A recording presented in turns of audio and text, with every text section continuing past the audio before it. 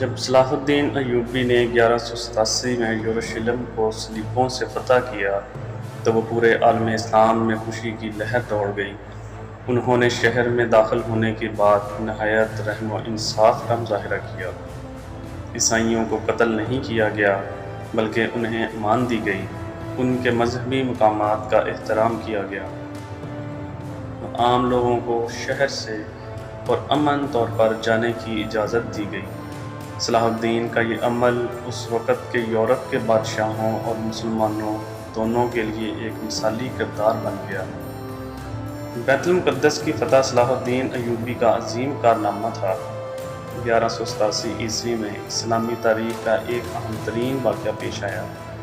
جب صلاح الدین ایوبی نے بیت المقدس کو صلیبوں سے فتح کیا، یہ واقعہ نہ صرف عسکری لحاظ سے بلکہ اخلاقی و دینی لحاظ سے بھی بے مثال تھا۔ پہلی صلیبی جنگ کے نتیجے میں یورپی صلیبی فوجوں نے بیت المقدس پر قبضہ کر لیا تھا۔ اس دوران ہزاروں مسلمانوں کو بے رحمی سے شہید کیا گیا اور شہر کی حرمت کو پامال کر دیا گیا۔ تقریباً 88 سال تک بیت المقدس صلیبیوں کے قبضے میں رہا۔